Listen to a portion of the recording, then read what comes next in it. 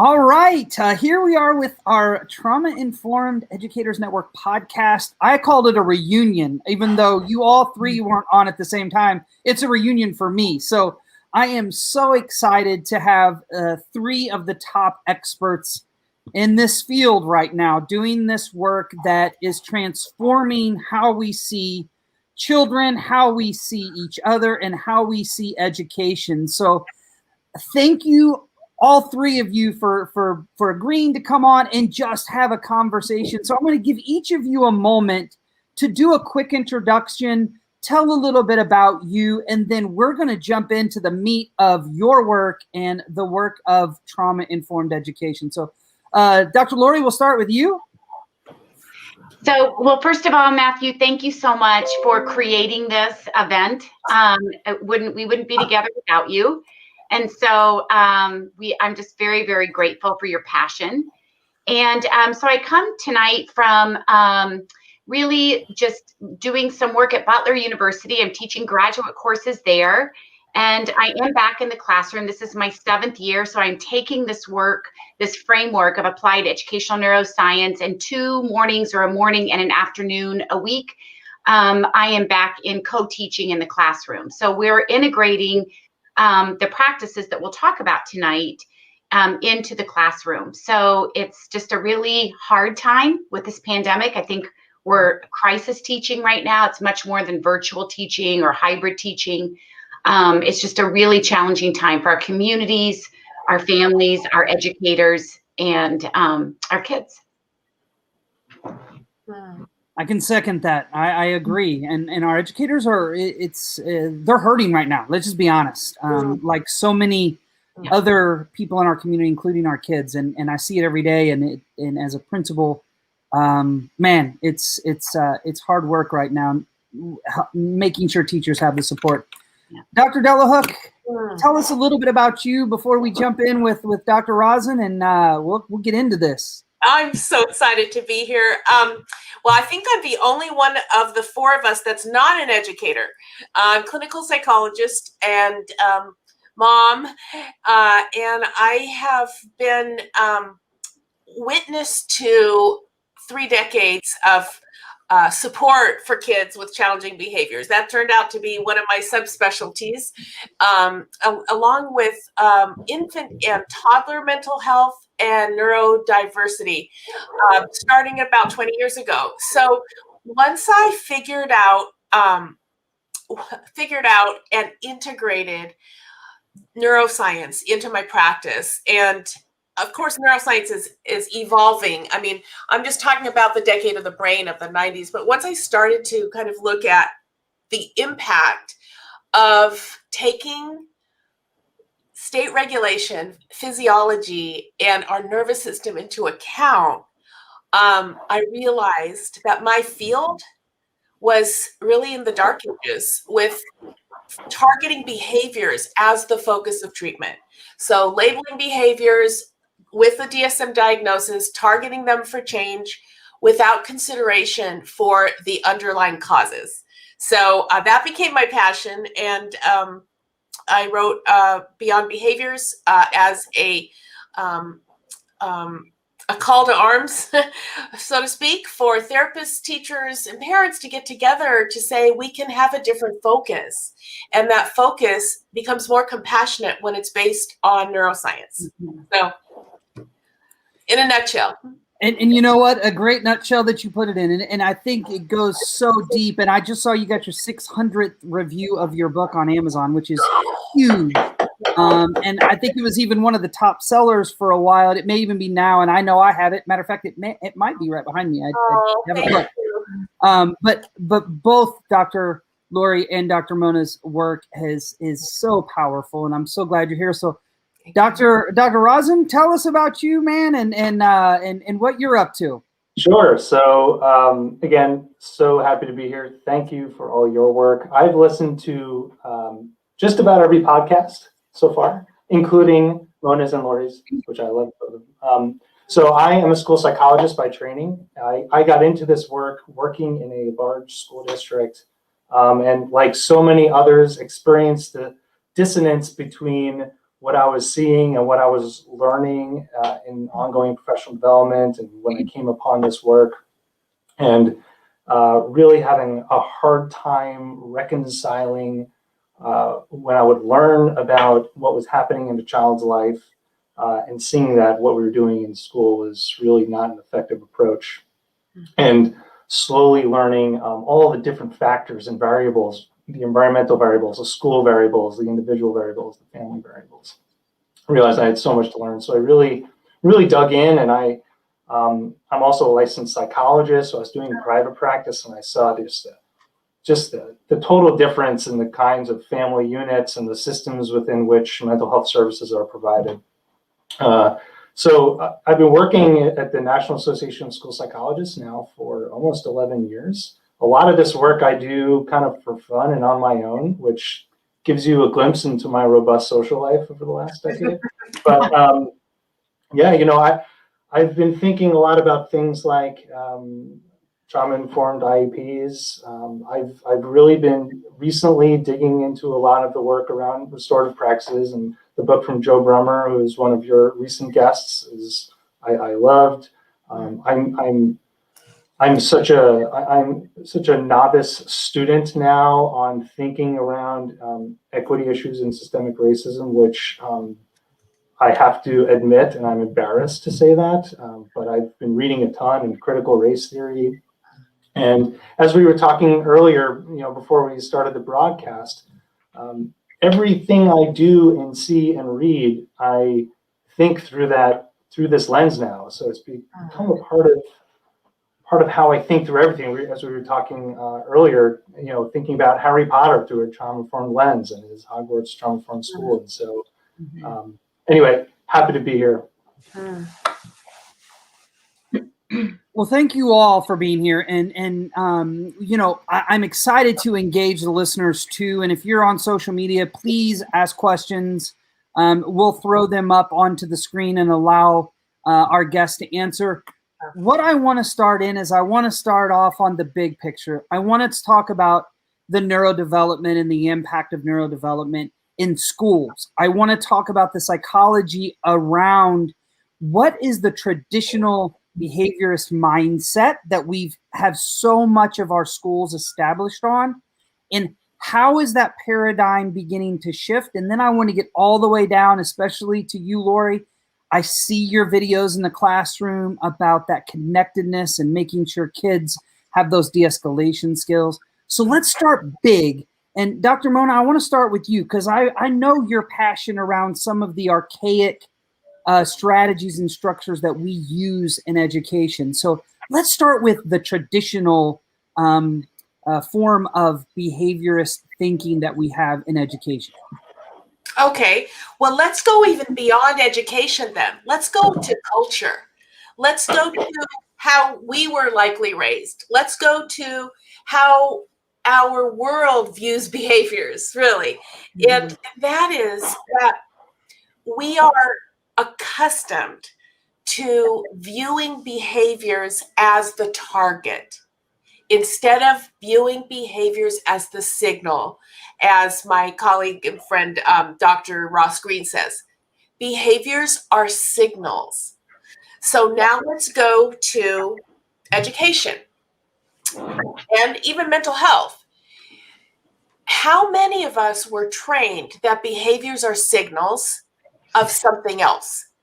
And how many of us were trained that there is a variable, the most important variable in between a stimulus and a response is a human being, is a nervous system. So many of us in our culture and in our education system and even in mental health, the idea that we need to understand the nervous system of the student, the patient, the child, and our own nervous system before anything else is the breaking news. So the answer to your question is such a good one. And I also like to say that this information is not meant to shame or to make people embarrassed or to have any sort of negative impact. We need self-compassion more than any time else in the history of the world, right? We have been under life threat for over a year collectively in our world. So self-compassion here. But with all due respect, over hundreds of observations and many hundreds of IEPs, I have observed over the last several decades that behaviors are not properly contextualized in our education system for the adaptive purposes they serve. And once we can get our minds around that, we will go from thinking about a compliance and non-compliance framework to a neurodevelopmental framework. And that's what my work and Lori's work and Eric's work. And, I think a lot of people, I'm a translational psychologist. I'm not a neuroscientist by far. But I like to translate neuroscience into practical use. And the polyvagal theory was the most user-friendly theory that I latched onto. Fortunately, I learned about it almost 20 years ago. But that theory can guide us as to how to shift our system. This is a rugged system. This is a stubborn, rugged system, man. I adore educators, but please, we have to move away from focusing on behaviors as the target, focusing on behaviors as the valuable signal. Mm-hmm. So how do we do that? I mean, I ask that. I actually know some of the answers to that question, but if we have listeners, what does that mean? How do we do that? And Dr. Lori, how do you do it? I've seen it in action. I've watched the videos, and I think Dr. Mona's book, you do that. You take that large picture and you bring it down to where it's like, that makes really good sense. So to all three of you, this is just a conversation. How do we do that? How do we think about polyvagal in the classroom? How do we think about the nervous system and stress responses? How do we? Well, first of all, I want to thank Mona for that really beautiful overview, because it is, you think of behavioral challenges, these are nervous system challenges. And when you think about where we begin, that's what I love about the neuroscience, because when you share the why beneath the behavior, when we begin to share that with each other, then we have this deeper understanding that, again, like Mona said, the behavior is a signal. So some of the things that we can begin doing in our schools is, right now, I'm beginning with the adults, because behavior management is never about kids. It is about the adult nervous system. And so, every single time right now that I'm working with districts, I meet with administrators. Mona, you said that so beautifully, that, it begins with us. So, looking at, and then I'm smiling because yesterday I was with first grade, second grade, fourth grade, fifth grade, and sixth grade. And we are changing our procedures and routines, not only for the adults, but for kids. So they began, each of these classes had never, ever, they were tough classes, and they had never heard about the brain. They know their labels. Believe me, kids know how they are seen. And that is, that's a challenge too, because we are so traditional in talking about behaviors in schools. So we began yesterday talking about their brain and body states. And I actually showed the sixth graders, in honor of Kobe Bryant, because he passed away a year ago and 2 days ago. The middle schoolers, we talk about breath and movement, but they really have buy-in when they see some of the, athletes using breath and talking about mindfulness. So, and the little ones, we have different approaches. So we're moving away from behaviors. We're not talking about that. We're talking to kids about, do you feel like and again, we're being very schematic. I mean, the brain doesn't work like in these specific regions, but for our understanding in the schools and for teaching it to the children. They know when they're functioning from their cortex, they know when they've downshifted into their amygdala, and they understand too when they're in their brainstem. So it's a process. It's a slow process. And we don't give kids credit enough. I mean, we really don't, because they get it.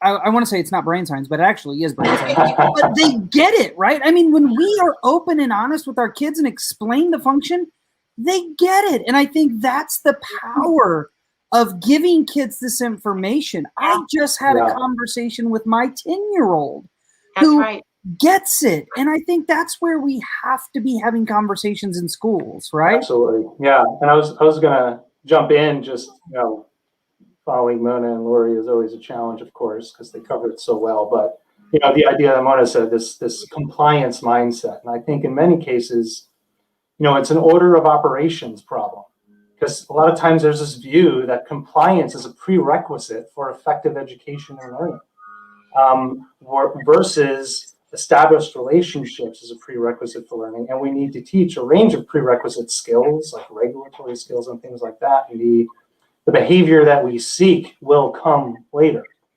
But, I think, in thinking about the brain science, we need to realize that in many cases, in learning about stress responses and how they are triggered and the chronic nature of stress responses makes them more likely to be triggered in the future, that many of the behaviors we see are often caused versus a calculated, willful process that's thought through.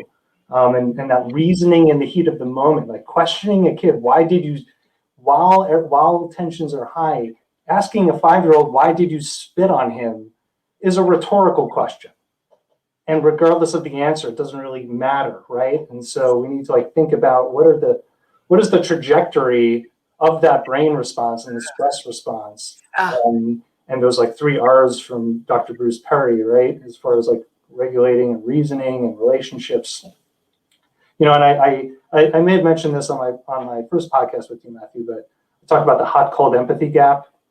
I don't remember if I did, but it's this idea that we have, and there's some research behind this, that we have kind of 2 states of being, right? You have your hot state, which is, when you're fired up by emotions and you're acting on instinct. And then you have your cold one, which is your cold state, which is rational.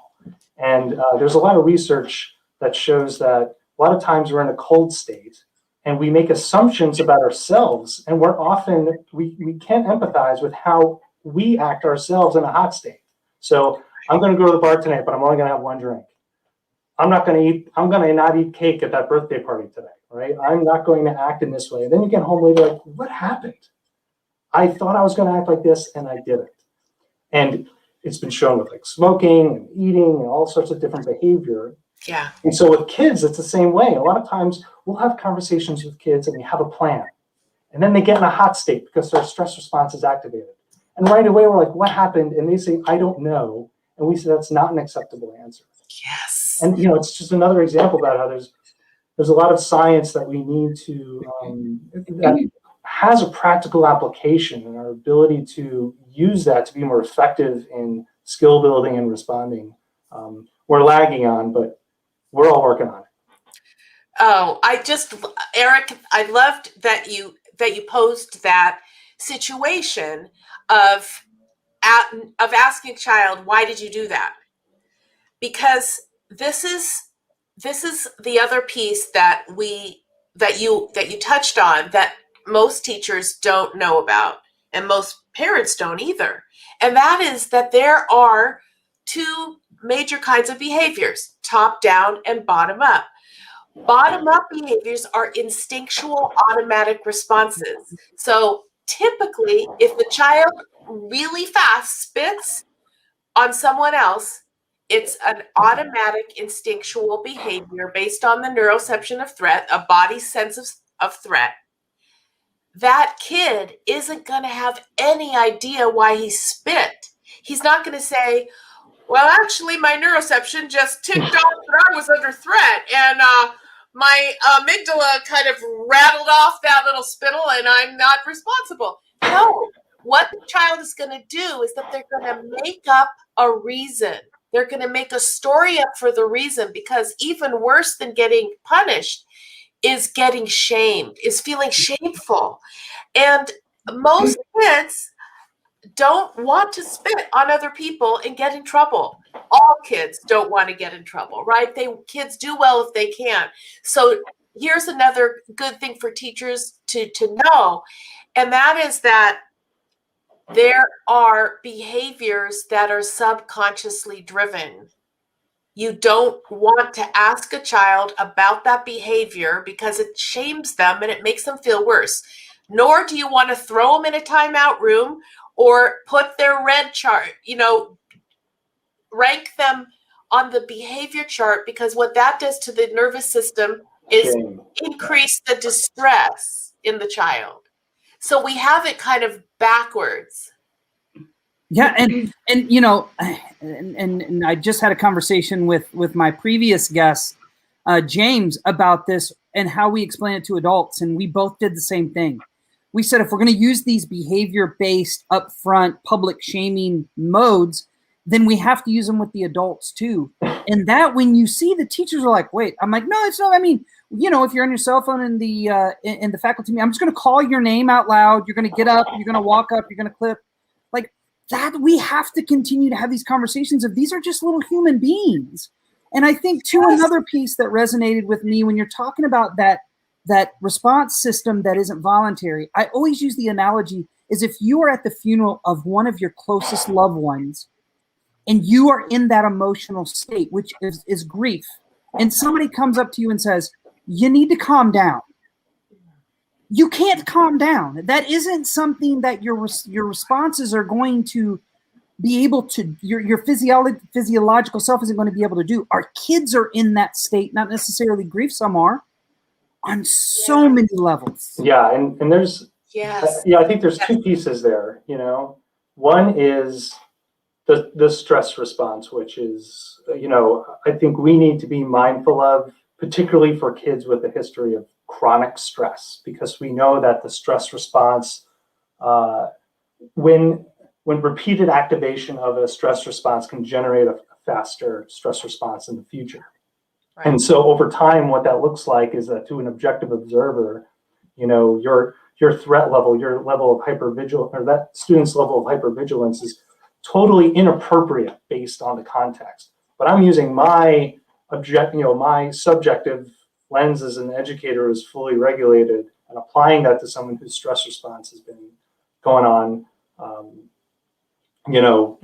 a daily and continuous basis. So, I think that's a lot of times we're making a lot of assumptions. And the other piece is when you said calm down. And it made me think about this idea when I remember walking through schools and seeing students that were told to take a break and calm down, right? And so go outside and calm down. They're literally sitting in the hallway. A lot of times I realize that these kids are not able to calm down. And it's because multiple things, but it's also you never actually taught the skills on how to regulate yourself. Or even when there's a break corner, how do you use that space? Are we actually explicitly teaching students how do you use a break space? What are the strategies that actually help you calm down versus just expecting that 3 minutes on your own is actually going to de-escalate you versus actually make you more escalated in stress. Yes, and even below that, so neurodevelopmentally younger than that, that's an excellent point. But even neurodevelopmentally underneath that is the principle that self-regulation is an embodied experience. And little humans and big humans need social engagement to calm down. They need another human. That's how we're built. The neuroscience of love, of the polyvagal theory, is that when a human is in distress, they need co-regulation with another warm body, a human. And so in addition to, like, later on, we build those skills on, hey, what can you do to calm yourself down? But to me, the biggest misunderstanding that we have for traumatized kids is that, and those are the ones who, like Eric said, get put outside to calm down, right? or get sidelined because their behaviors are so bad. And the system and the teachers and everybody, again, with the best intentions, don't want to reinforce negative behaviors. But it's the opposite. A negative behavior that's uncontrolled and that's chronic, and as Eric said, sensitized. A sensitized stress response is when you're triggered by the tiniest little thing because your nervous system is so overreactive. What you need is another human. And so that's where, where all of us are coming in and saying relationships matter. And that's what you're famous for, Matthew. You tell people relationships matter in this school. I want everyone to feel safe in this school. And that includes the adults. Yeah. I mean, and I think that's where we have to continue with our visions, as if you're a school administrator listening, if you're a school counselor, if you're a teacher, looking at this is as much of supporting adults as it is, and if sometimes honestly, if not more, then it is the kids. It's that state of safety, right? And Lori, I think you are doing, when teachers say, okay, that sounds great. What does it look like to teach this, right? What are some strategies I can go to right now into my classroom and do?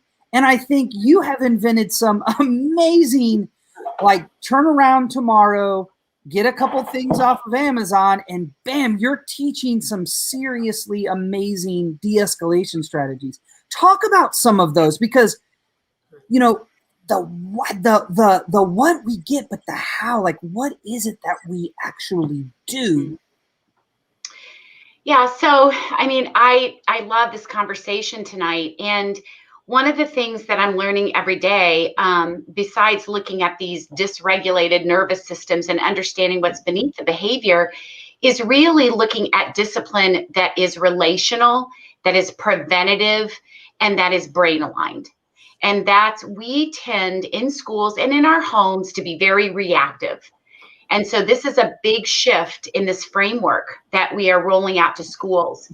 We're really, first of all, addressing adult, looking at, because every practice that focuses on the nervous system and really understanding that this is not just about the brain, this is about our bodies. And Mona, you said that these are embodied experiences.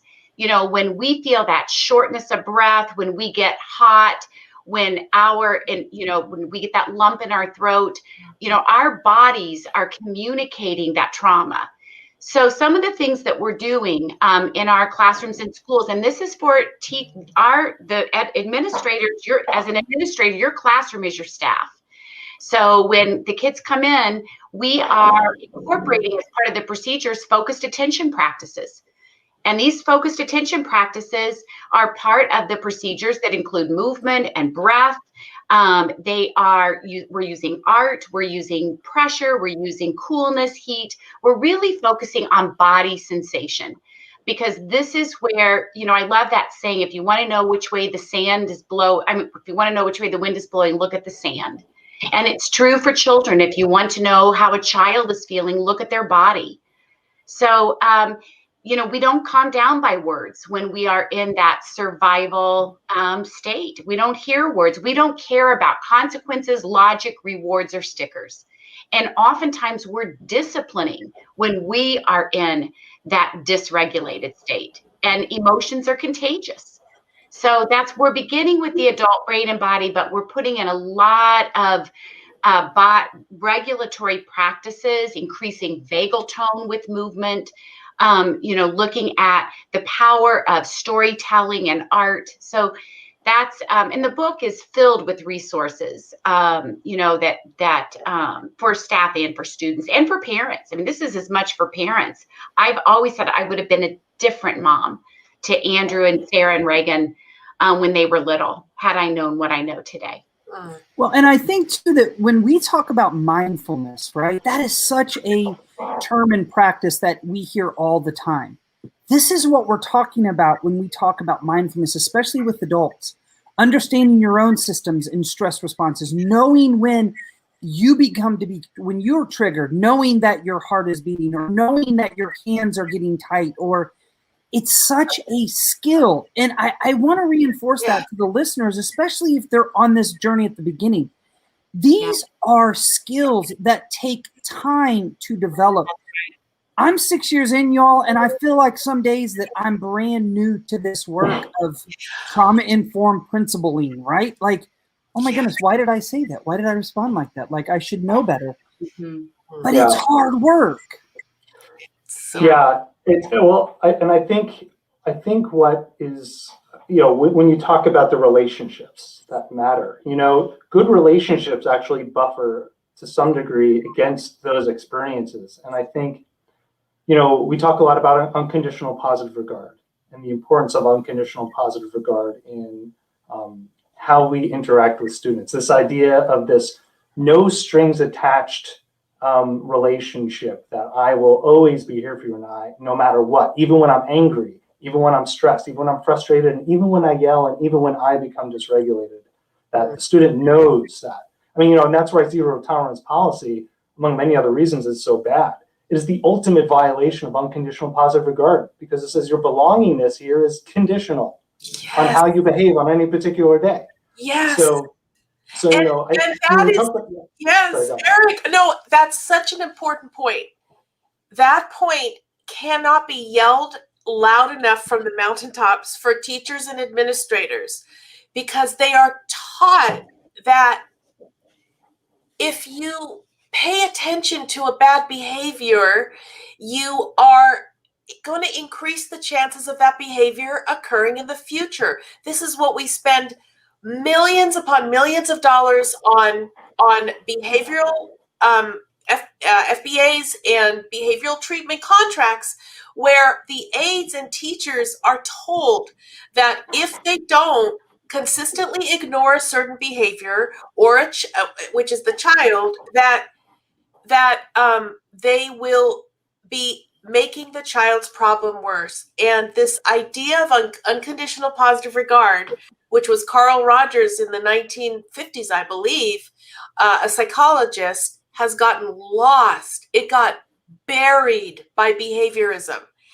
And don't get me wrong, behaviorism was interesting stuff, right? In the 40s and 50s, the stuff that the Maslow, not Maslow, the stuff that, oh gosh, at Harvard, our behavioral guys, and in Russia.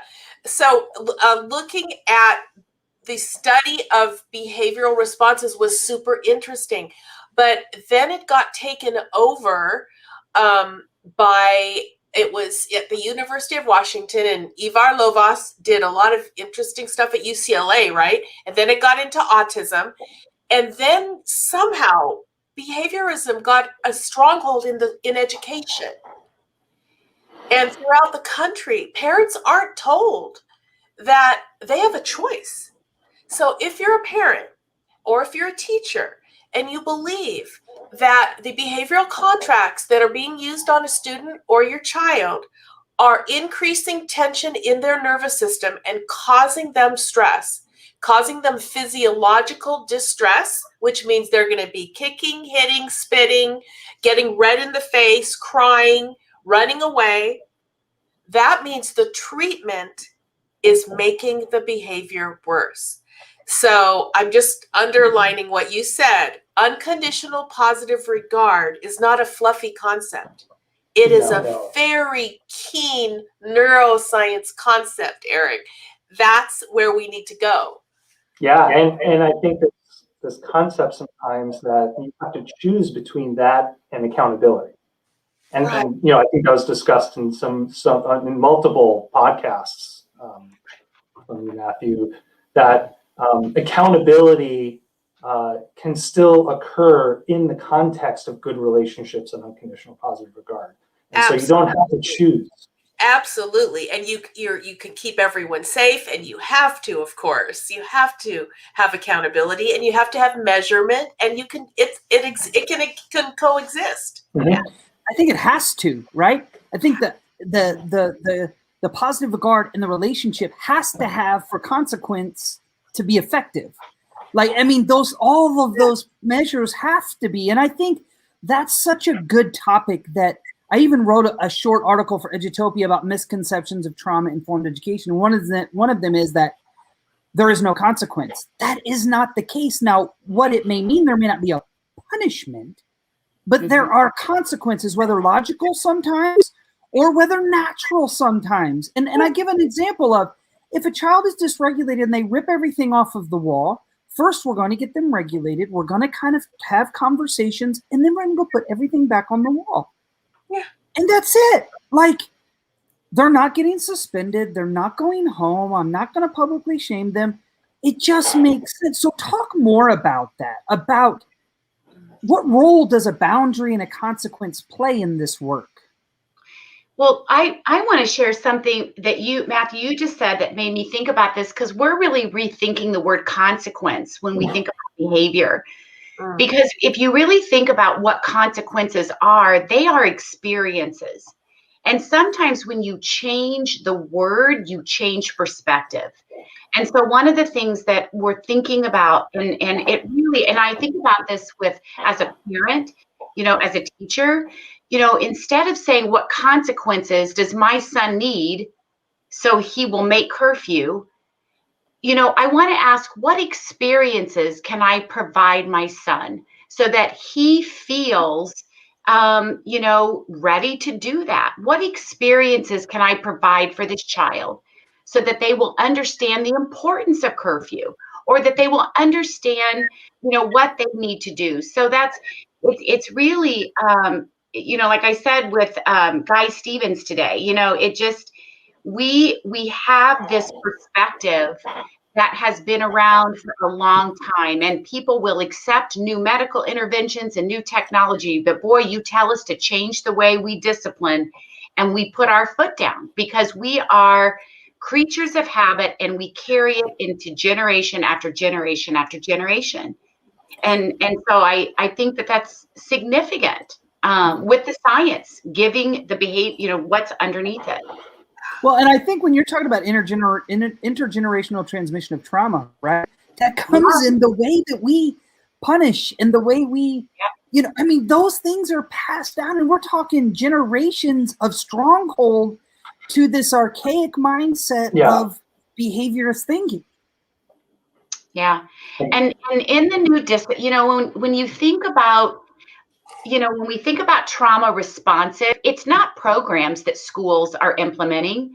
I am in so many districts where they're Leader in Me schools, they're conscious discipline schools, they're, PBI, they embrace the PBIS framework. But, if a trauma responsive school has changed their discipline protocols, and they are really looking at co-regulation. They're looking beneath the behavior at the nervous system and physiological challenges, and they're paying huge attention to adult brain and body state. Yeah. Yeah, and what you were saying, Lori, too, is I was just thinking, like, a lot of times in those situations, there's a presumption of skill, right? And it goes back to this can't do versus won't do.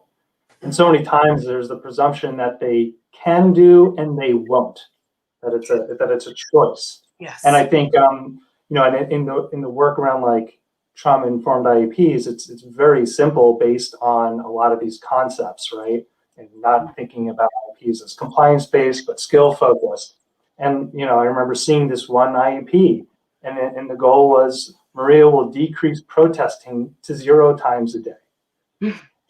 And I remember thinking, like, well, I have 2 daughters, and I don't want them to essentially be yes men and constantly take everything. But we need to teach them the skills on how to advocate for themselves and how to communicate effectively, how to disagree effectively, and to know when and in what contexts to do that.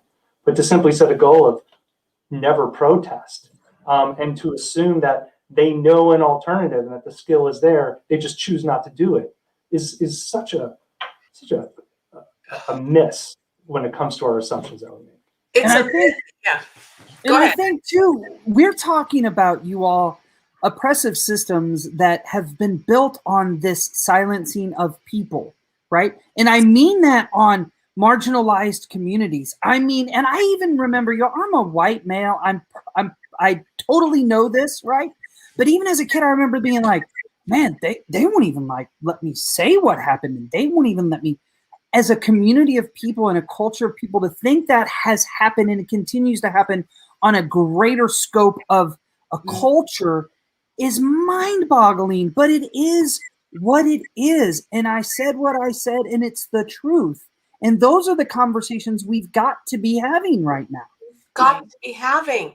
It makes, when you think about the reasons for Black boys to be targeted for suspension, expulsion, and harsh discipline at such outrageously higher rates than other children, it makes sense when you think about the etiology, the cause of these fight or flight behaviors, which are unintentional, which are not made to get out of something or to get negative attention, which are very tired and outdated concepts.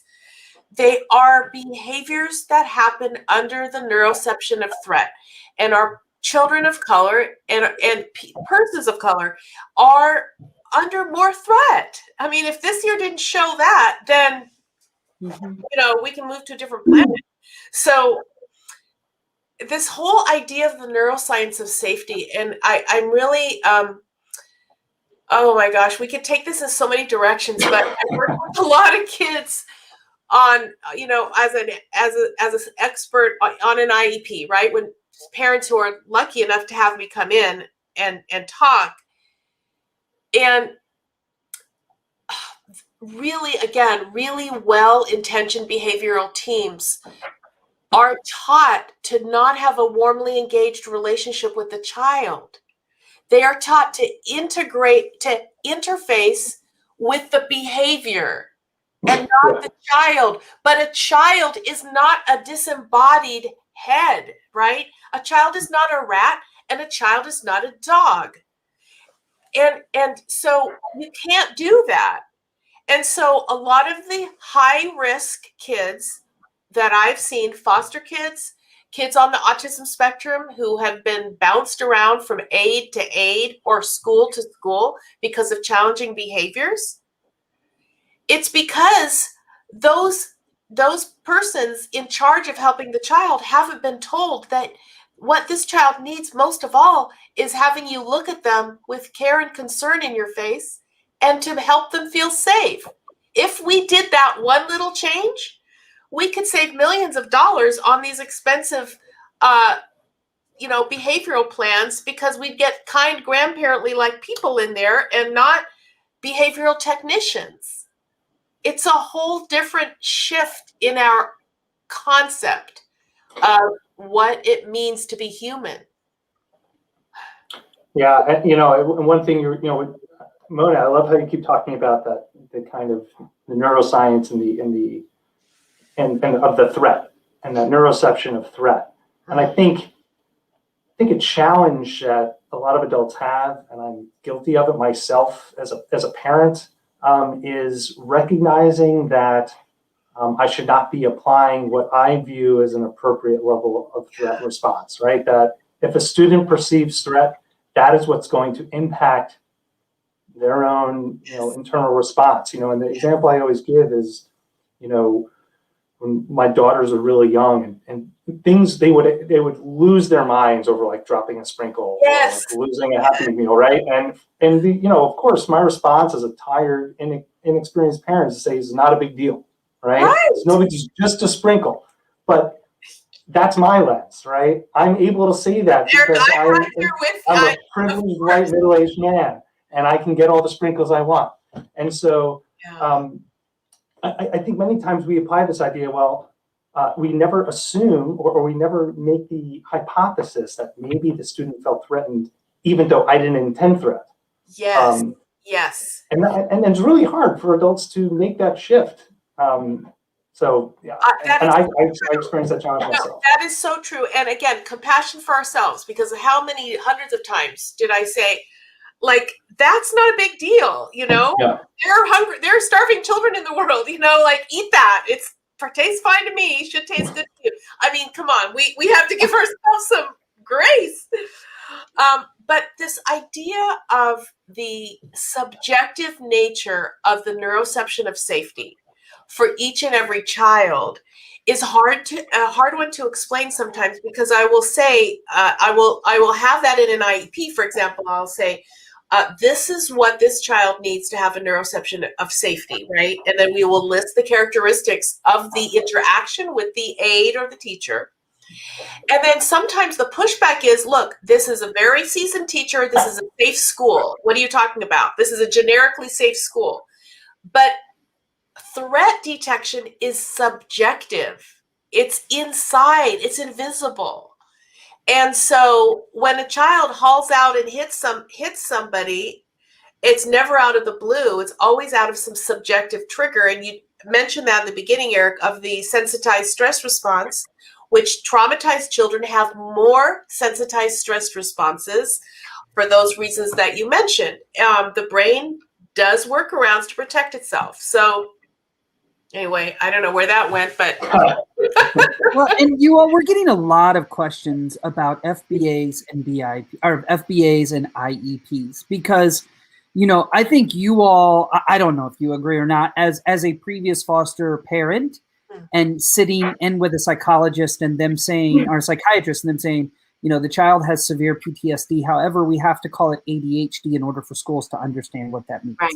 Right. That hit me so hard in the chest that's where we are as education, where we are labeling kids with diagnoses when we know it's complex trauma, we know it's the impact of PTSD, we know it's trauma, right? Yeah. So I'm gonna pull up a question really quick, and it was, how do we do goals, right? If we're talking in this way, when we write goals more for the child, and sometimes we need to write goals for the adults, right? And then the other one was, what kind of appropriate accommodations of IEP goals? Because you all, let's be honest, the kids who we're talking about are not the kids, the perfectionist that is a response, right? We're not talking about the class clowns. When people think trauma kids, they think of your stereotypical kids. They're not thinking about the kid that's quiet. And these conversations happen in IEP meetings all of the time. So what do you recommend? Well, I would love to respond just as a former special education teacher too, who was writing those traditional BIP and FBAs.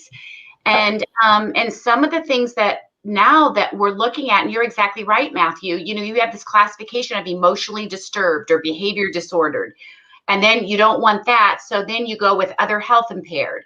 And because of the stigma. And so one of the templates that we've created is accommodations for children that are experiencing significant adversity and trauma. And the students are a part of that. They are, you know, we have a specific area, because I could die of old age before an IEP ever gets written and approved. And I mean, sometimes the process is just painstakingly so long, unless they are in an RTI, process, where then it's shorter. But we are creating an accommodations for trauma, where we are focusing on regulation and sensory embodied regulation and connection. So, and it's not, I mean, we all sit together and the student is a part of that. And the student begins to identify 2 or 3 regulatory practices that feel good to them.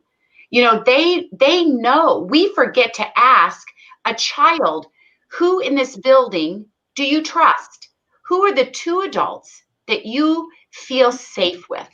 You know, when you go there, and that is another part of this, is we're creating a medium backup system so that we can be preventative. And so before we reach that point of no return, we've taught that ahead of time, that the child knows that they have 2 or 3 practices that are built in for them, or they can go to a space in the building that is calming to their nervous system. such a novel idea of asking kids. It's Yeah. right. I mean, Yeah. but it goes back to what Eric was saying about self-advocating and being able to self-advocate. I mean, it's so interesting that we teach kids not to self-advocate. Right. And then when they become adults, they're like, well, why didn't they say anything? Or why aren't they advocating? Or they don't advocate in the right way, right? It's just so powerful. And Eric, didn't you write it? I don't know, it was a book, right? Yeah. Around IEPs? Yeah. So it's called Applying a Trauma-Informed Framework to the IEP Process. And I wrote it with Dr. David Bateman, who's a special education professor out of Shippensburg University. And we cover everything from writing PLAPs and goals to family engagement, to assessments, to report writing, and how do you set up the meeting room and consider even just where people are sitting. And Lori, I know as a special educator and now all the work you're doing, you've done a lot of great things. And I've seen some of the handouts you have, which are excellent and relatable and practical. And I share them regularly, so thank you for those. I think the goals, again, to be short and brief about it, when we're talking about goals, they shouldn't be on compliance. They shouldn't be focused on not doing something. There's the dead man's rule for IEP goals. If you've never heard of it, it's if a dead man can accomplish it. If a dead man can accomplish it, it's not sufficiently ambitious. So if your goal is to sit still, not say anything, it's not a good, sufficient goal. It needs to be measurable. It needs to be reasonable. I think one of the questions I get a lot of times when we talk about goals that are focused on skill building, they'll say, but it needs to be measurable. I need to have my 4 out of 5 times, right? This will happen. And I often say our goals can still be focused on skill building and measured with an outcome, with a metric that's still measurable.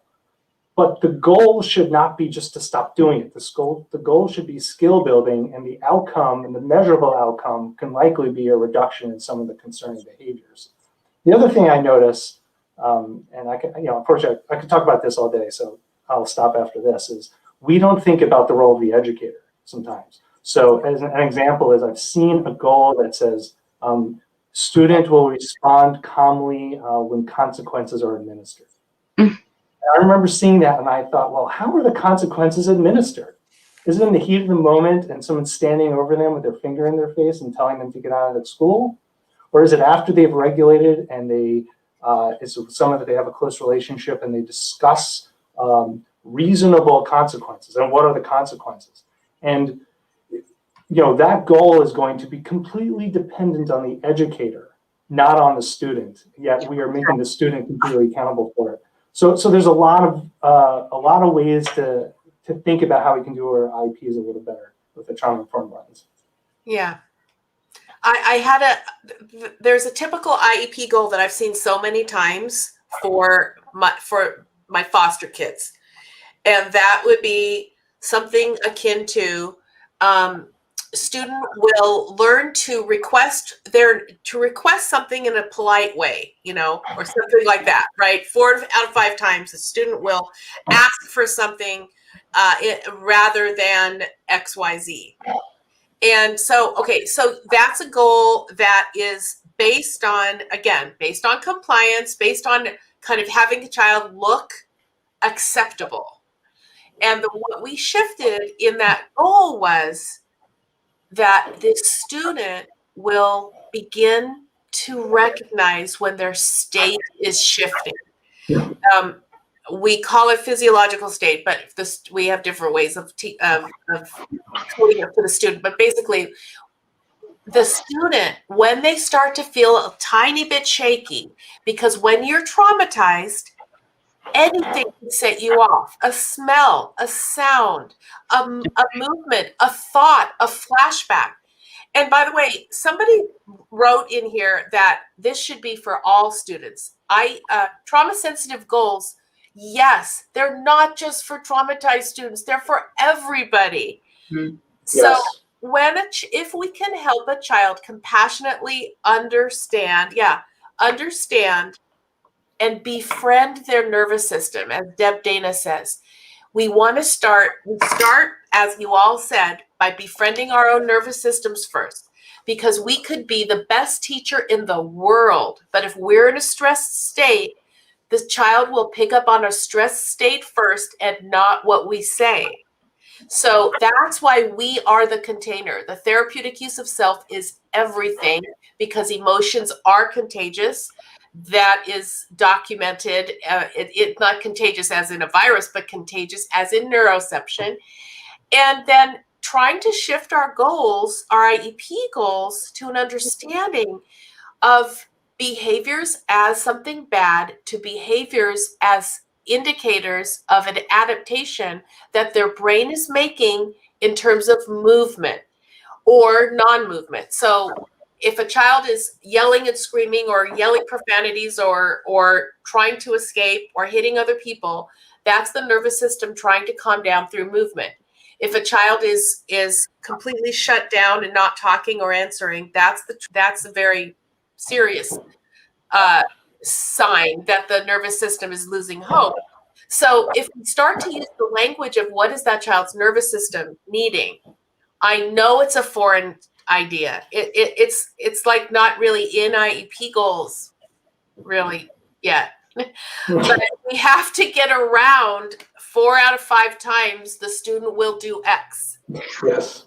And somebody put in as a bit of sarcasm, which goes right along there, that students cross the street safely 4 out of 5 times. And it's that one time that gets them, right. And but I wanna say this, in that we're talking a lot about what we need to do different, and I want to validate the educators, right?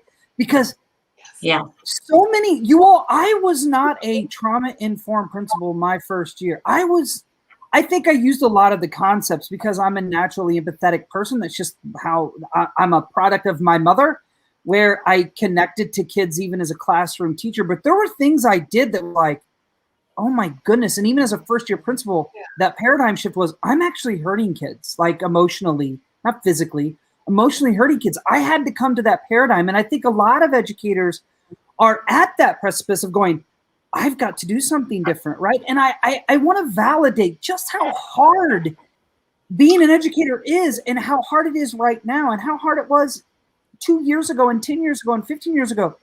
The responsibility and the weight, right? And I think that we've got to understand that this is a not all or nothing. It's a progression. It's not a end. There is no end goal. There is no, I run across the finish line, I'm the most trauma-informed, trauma-responsive, trauma-aware, trauma person, right? It's a progression of a deeper understanding and doing better. And I think, in the words of Bruce Perry on this podcast, was, we do better when we know better. Yeah. And I want people to not self-shame, not feel like, oh my gosh, I'm such a horrible educator. It's just, and when I give keynotes, I say these 2 things: you can act or accept, right? We can act upon all of this information that we're getting, or we can just say, that's cool. Yeah, right? I think about that a lot. And I think about it from an analogy of health, right? That how healthy are you and how healthy are your behaviors? It's okay if you eat a cupcake one time and you gave in, right? That doesn't make you you're not an unhealthy or healthy person, right? You're constantly working to be a little better. I think the other thing is, always use yourself as your baseline, not other people as your baseline. And always work to improve from where you are and where you were. That's how I think about it. Maybe that just helps me sleep at night a little bit. I want to add that this year in August, when many of the schools went back hybrid, I cannot, there are no words to describe what our teachers across this nation have had to contend with this year. Unless you have been in the classroom and you have watched them try to figure out technology of kids that have very little reception, that aren't on the screen, that you have 6 kids in your room that are needing you. You've got content testing is coming up. We're not waiving testing in our country this year. I literally, I came home after the first couple of days, and I was only there 2 mornings. I have such respect. Yes. It has just been a year that for parents, for educators, and for students, there has been no greater challenge. And I want to end tonight by just sharing with our educators that I want you to tap into your strengths, because what you have so beautifully given to our children is, we see you, we feel you, and we notice you. And it's been unbelievable. It brings tears to my eyes, what they have and what they are going through right now. Yeah. And I'm proud to say I am you, right? I see it. I experience it. And yes, you do. And we all are, to be honest. The work that we do is hard work, and the hard work we do in the middle of a pandemic is really hard. Yeah. And I think too that we have to give ourselves, we have a word in my school that we openly share, and it's pre-forgiveness. We have to pre-forgive ourselves in this space, because at the end of the day, we're all doing the best we can, right? That positive regard goes for adults as well. Yes. You all, it's unbelievable that this has been 1 hour, and I wish we had like 3 more. But I do want to end, as I do every podcast. What is it that you, and we've kind of already touched on it, what do you want educators to know right now? Oh, I want educators to know that we talked about this. This is your true hero's journey.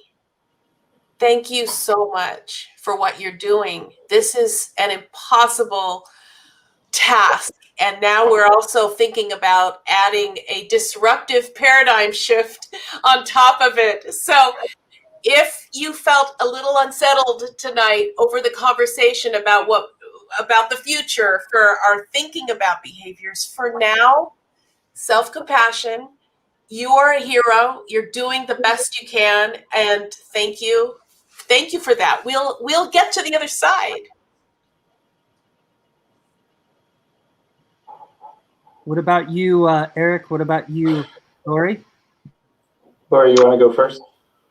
I mean, sure. I think I just want to end tonight by, really looking at not only the strengths, but I think we have a meaning crisis. I love what Dr. Ian McGilchrist talks about, and he says that anytime, like a pandemic, it's a time for us to come together, to find the common cause, to really support one another. And I am I'm trying in this time to look at parenting through a different lens of my own children, to look at teaching, to look to see, when we think about being trauma responsive, where we feel stuck maybe in our belief systems, where can we shift and move a little bit? So I really am hopeful for this time. And I want to end tonight by just, again, saying not even gratitude, it's appreciation with no conditions for everything you're doing. And Matthew, thank you so much for having us tonight and for all you do, with the students that you sit beside. So yeah, thank you. Yeah, so I'll just add, for one, I echo everything that Mona and Lori said.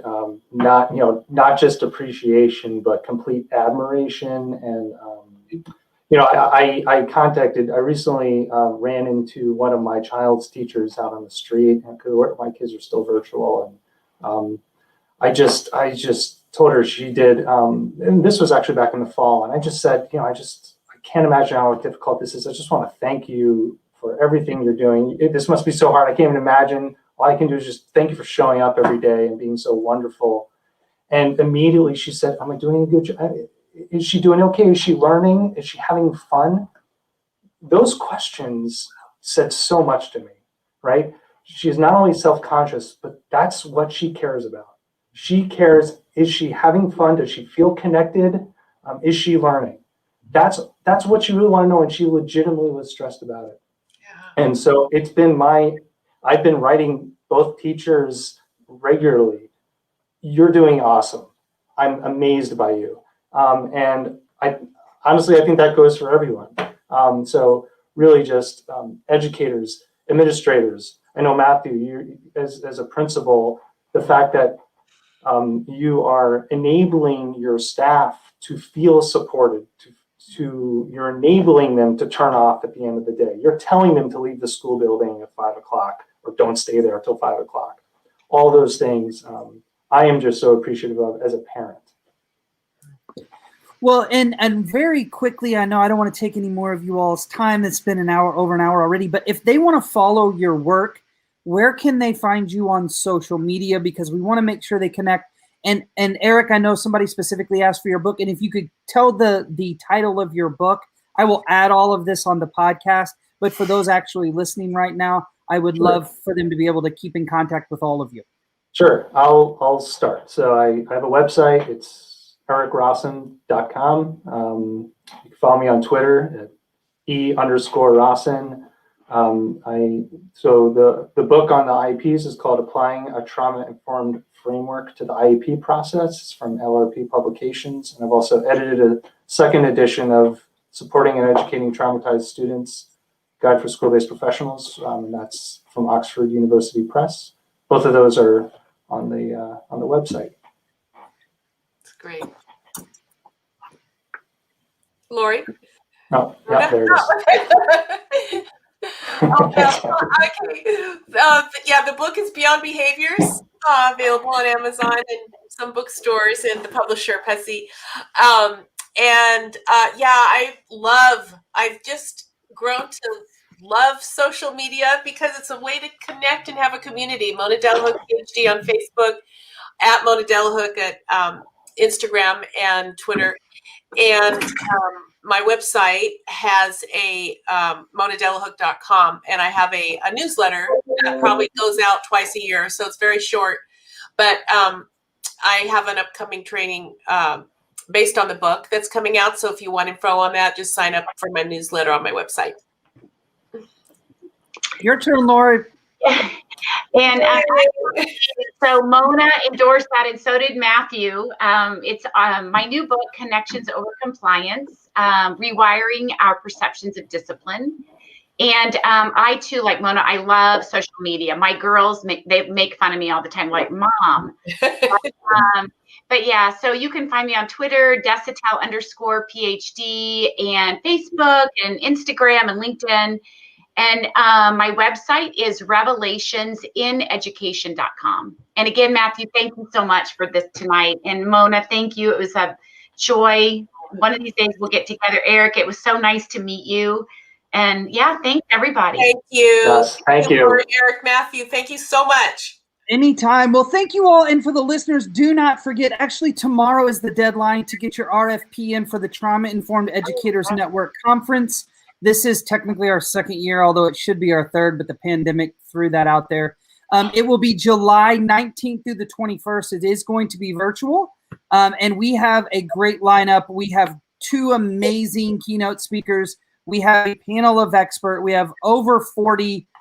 We will have over 40 sessions to the conference. So take a look at that. Also, if you want to follow me, you can follow me at Principalist on Facebook or on Twitter and Instagram. I'm Matthew Portell on Facebook. And please follow the Trauma Informed Educators Network podcast and the Trauma Informed Educators Network. And as always, please, please, please wash your hands and wear a mask. Yeah. All right. Thank you, guys. I have stopped recording the podcast. I really appreciate it. You know, this is amazing. That was awesome. Hopefully we can do it again sometime because we could talk for days. Thank you. Thank you, Mona. Thank you, Eric. Oh, thank you guys. What so much fun. Group. Matthew, you're so an inspiration. So thank you. Thanks for putting us together. This was so fun. Thank you guys for Yeah, agreeing and by to the it. way, Lori, I love the cover of your book. Oh, thank you. Thank you. Oh, it's so cool. All the Very cool. animals are down here. I keep looking down. They're meowing. They're